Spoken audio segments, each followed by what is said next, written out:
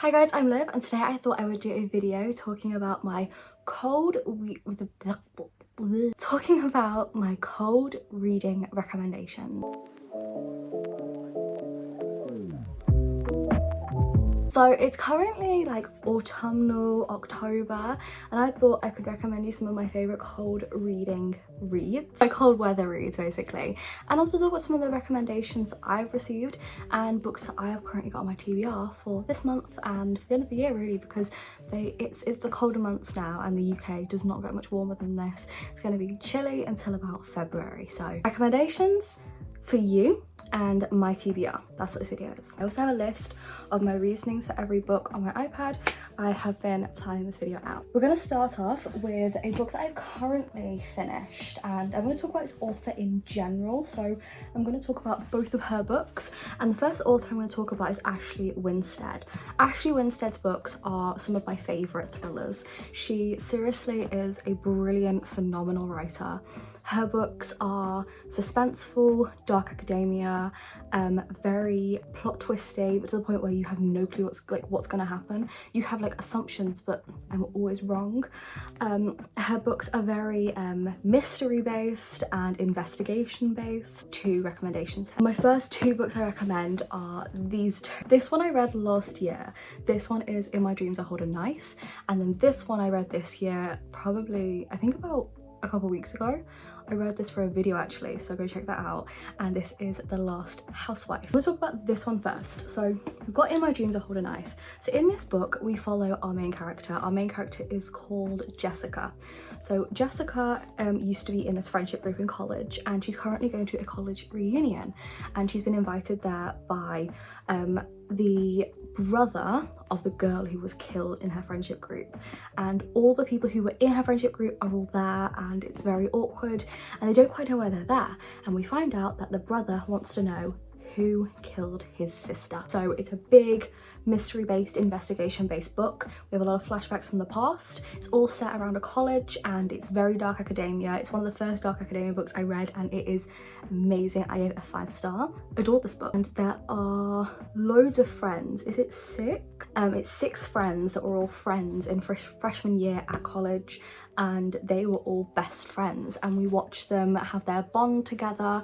We watch them become friends, and as the friendship took turns and twists as people in the friendship group formed relationships, romantic relationships, we watched as those relationships changed, and we see throughout the book how these friends have kept in contact. Some of them don't like each other anymore, and there are secrets that are uncovered all throughout the book. It's so good, so many plot twists, so many topics in this book, and it is incredibly like fall coded and autumnal.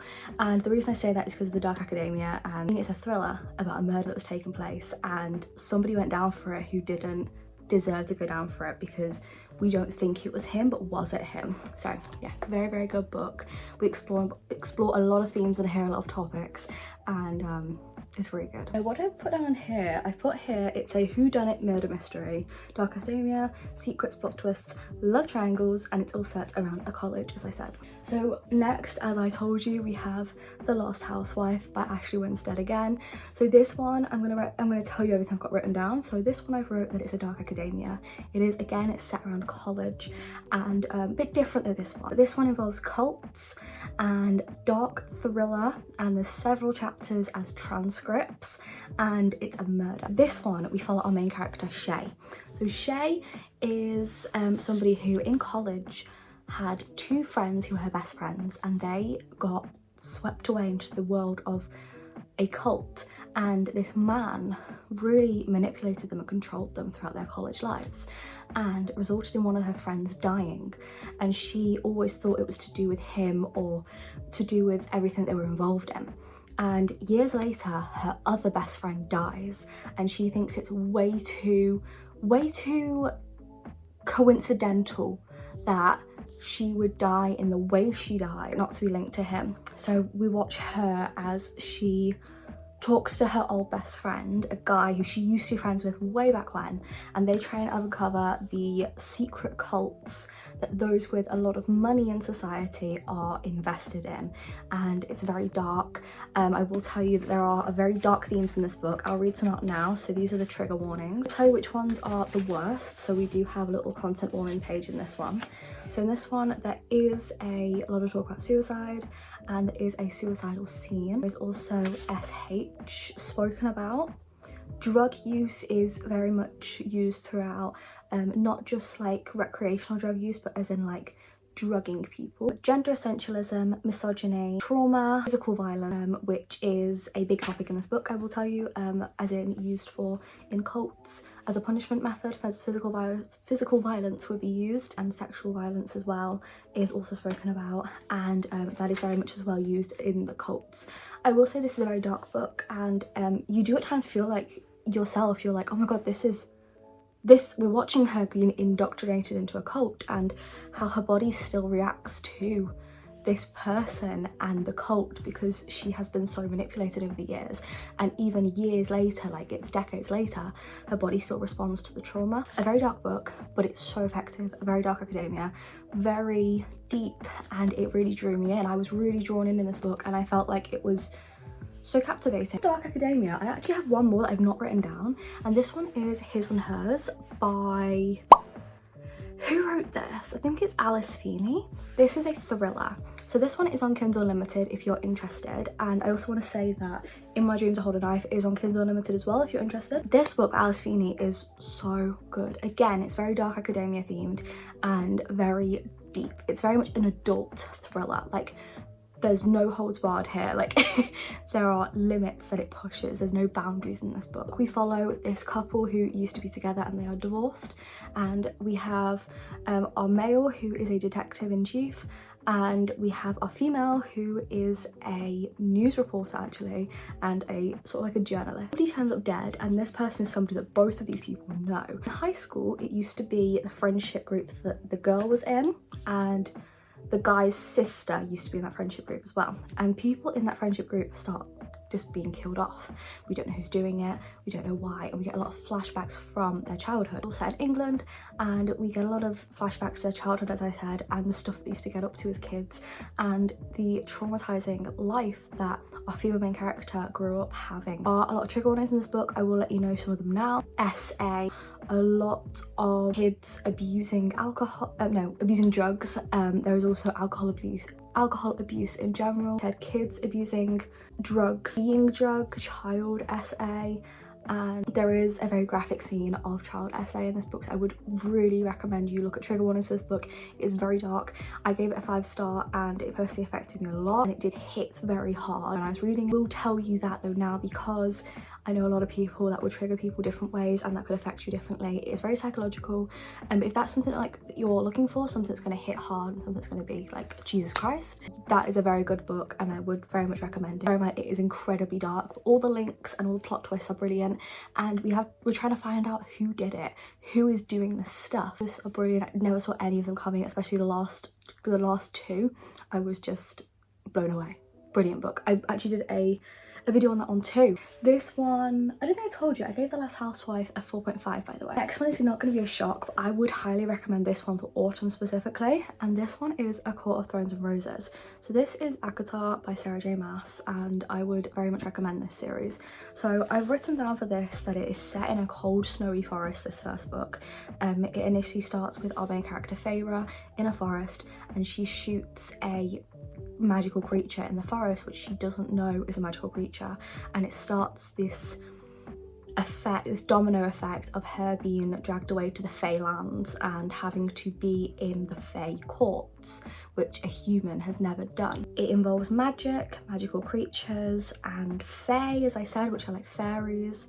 And I will say that A Court of Frost and Starlight, which is the 4th book, is set around the festive seasons, and it's set in the festive seasons, like their version of Christmas. In this series there is found family, there is different courts. Quite a lot of the book series is set in a night court, and it's very much filled with stars, and it's very beautiful, but because it's so like dark and set in the starlight and everything. It is very Christmassy in my opinion, and I would say though start this in autumn, because then by the time you finish the series you could be in like December. Tell you too much, this book is about, as I said, Feyre is taken to the Spring Court, and she, as punishment for killing this magical creature, has to live there with the High Lord, and she has to stay there, and there are curses and magical things there that she doesn't understand yet, rules and politics. She ends up having to win in these trials to save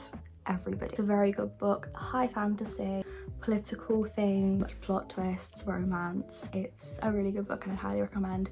But as I said, it starts off in like a snowy, cold place in the middle of the woods. This young girl is trying to hunt down animals for her family to eat because they're hungry, and yeah, highly would recommend. YA mystery true crime-esque book. So this one is The Naturals by Jennifer Lynn Barnes. Book I would highly recommend. So this whole series takes place around these 5 kids. So we have Leah, Sloane, Michael, Dean and Cassie. These people have all got gifts that the average teenager wouldn't have. One of them can detect lies from people. One of them is very much easy to read people on their emotions and what they're thinking and what their intentions are. And we watch these teenagers crack cold cases and current cases with the FBI. It has very dark storylines in this book, but nothing crazy. There's nothing really traumatizing in this book compared to the other ones that I've mentioned. Just realised I've basically been like, this book is really traumatizing. Please read it. This one isn't traumatizing at all. There are darker themes in this book, are like deep storylines compared to the Inheritance Games, which is another series that Jennifer Lynn Barnes actually wrote. This book I've written down: true crime, group of gifted young people solving cold and current cases with the FBI, dark cases, dark backstories. That's everything I've written for this book. As I said, it's true crime. True crime to me is very autumnal, and it's all about these kids trying to solve these murders and solve kidnapping, piecing together the details, and you really follow along with these kids as they're piecing this stuff together.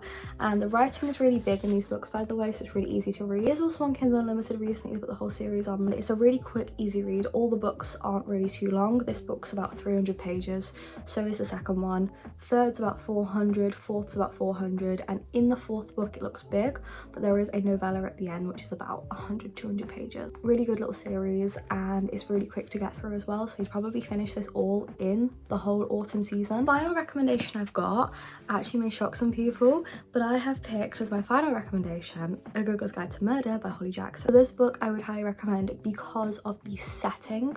So this book is set in England, and we follow this girl called Pip. So Pippa is actually a high school student, and she is investigating an old case in which was closed, and she is uncovering whether or not she believes who they think did kill Andy in this book. So basically there has been, I didn't explain that very well, there's been a murder basically a long time ago, not that long ago, but this woman, this young girl similar age to Pip was killed, and Andy was murdered by Sol Singh. Now, not everyone believed that it happened, as in not everyone believes that Sol did it. Pip wants to find out what people think and what the police didn't uncover. So this book is set in the UK, as I said. There's lots of like drawings in this book which like you feel like you can follow along with like pictures and stuff. It's all set around Pip making a podcast called The Good Girl's Guide to Murder. I wrote down here some little things about it. So we're revisiting old cases in this series. In general, it's a 3-4 book series. There are transcripts to read, and it's set in the UK. It's a podcast, there's a murder. It's very high stakes, the whole series. Throughout it, she is very much like Sherlock Holmes, and she's investigating the whole case, interviews people, and you are following this along and just like trying to uncover it with her. There are times where darker things happen. There is mention of SA, people being drugged. There is violent times when they're describing the murders. It's kind of like a whodunit book again, and as I said, she's investigating things. And there is also a part where in this book she is stalked by somebody who doesn't want her to unveil the truth of everything that happened. A very good book, and the reason I recommend that for autumn is I just feel like things with high stakes and like whodunit feel like films that are like investigative films, kind of feels like a true crime film again, like a documentary series. I also feel like 'cause it's set in the UK, the weather's always quite crap, let's be real. And I also thought that the way that somebody's like, you can't uncover this, it's very like chilling the way this person's like trying to stop the pit. Those were my recommendations. I'm now going to talk quickly about the books that I have been recommended and stuff that's just on my TBR in general. And first we're going to talk about a book that I don't have with me, and that is Bride by Ali Hazelwood. So when I talk about these TBR books, these are books that I don't really know much about anyway, so there won't be any like in-depth explanation on any of these books. Like I said, it's Bride by Ali Hazelwood. I'm very excited to read this. This one is based around like a fantasy world and supernatural. So we're following the lives of vampires and werewolves, and they're trying to make an alliance so they're not like at each other's throats anymore, and it's a marriage of convenience. Very excited for that. I just feel like vampires and werewolves are obviously very Halloween-esque, and I want to read it this autumn. Now onto the physical books. So first of all, I got one that my mum bought me recently, and this is one by Laurie Gilmore, and this is The Pumpkin Spice Cafe. I have never read this book and I've always wanted to. I know that this is a book of 3 as of right now, and this one is a very cozy autumnal read. It says, when Jeannie's aunt gives her the beloved Pumpkin Spice Cafe in the small town of Dream Harbour, Jeannie jumps at the chance for a fresh start away from the very dull desk job. Logan is a local farmer who avoids Dream Harbour's gossip at all costs, but Jeannie's arrival disrupts Logan's routine, and he wants nothing to do with the irritatingly upbeat new girl, except that he finds himself inexplicably drawn to her. Will Jeannie's happy-go-lucky attitude win over the grumpy but gorgeous Logan, or has this city girl found the one person in town who won't fall for her charm or her pumpkin spice lattes? I just think it sounds cozy, nothing too high-staked, very much sounds like Lorelai and Luke from Gilmore Girls, and I mean the writer is called Laurie Gilmore, like obviously it sounds like Stars Hollow. I just think the cover is so autumnal as well. Like, look at that, so pretty. There's a cat here and there's a cat here on the side. I just feel like this book is screaming to me autumn. Next is a book I have started, and this is If We Were Villains by M.L. Rio.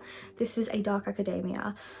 So this book is about a guy called Oliver, and Oliver went down for a murder. He served 10 years for a murder that he may or may not have committed, and an investigator is talking to him after he's been released, and he has retired as an investigator, and he just wants to know what happened. Did he do it or did he not?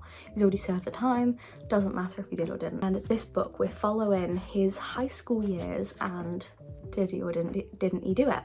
So the whole backstory and the stuff we're following is set in college, and Oliver is at a elite conservatory for young actors, and him and his classmates play the same characters on stage and off stage, always really. Their personalities align with the characters they're usually casted as. Tragedy strikes, one of the 7 friends is found dead. The rest face their greatest acting challenge yet, convincing the police and themselves that they are blameless. So one of them ends up dying, and we don't know why yet, but something happens.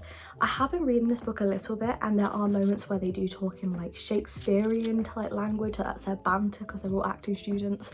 So far it's very good, set around a college campus again, and I've always wanted to read this book. It's giving dark academia, kind of reminds me of In My Dreams I Hold a Knife a little bit. Series I wish to continue, and this is the Enemy series by Charlie Higson. I want to continue and read The Fear.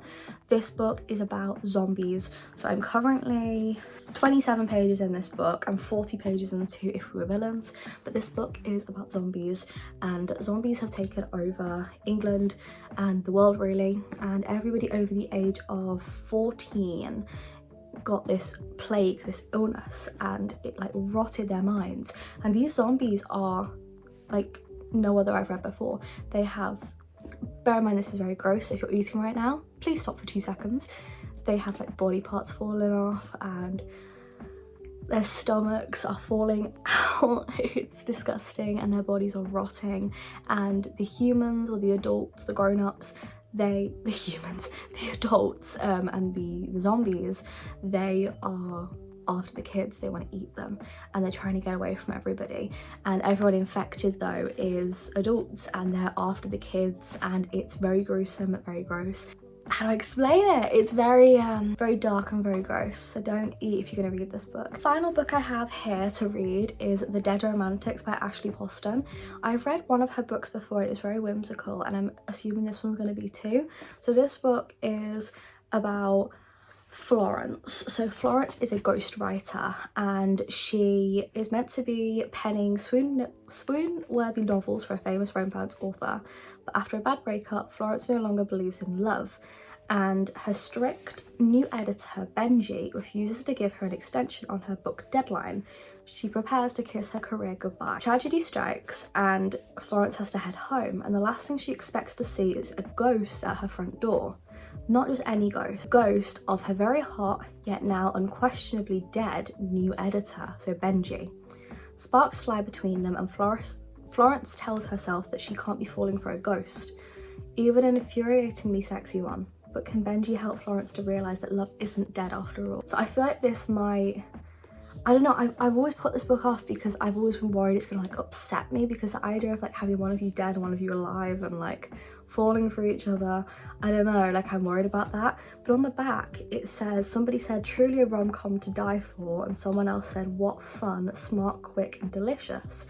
An absolute delight from Christina Lauren. I feel like it's gonna be like a rom-com, and I mean the front kind of just gives like autumn vibes with the flowers and the colours, and I just feel like the fact that he's a ghost and she can see him and everything, that to me is very autumnal and very like supernatural and spooky. Those are all the books, guys. I hope you have enjoyed. Tell me down below if you have any recommendations for me, or if you've read any of these books and you enjoyed them or anything. All the links are down below for my Goodreads, what else is linked there? I don't know. My Goodreads, my Instagram, all that stuff is down below. Go check it out. Tell me any recommendations you have for books down below, or even video ideas you have for me. I appreciate them so much, and I always try and do them. See you guys in another video. Like and subscribe and do all that stuff. I'll be back soon. I'll see you guys on Thursday, I think, with another video. Yes, see you guys soon. Bye.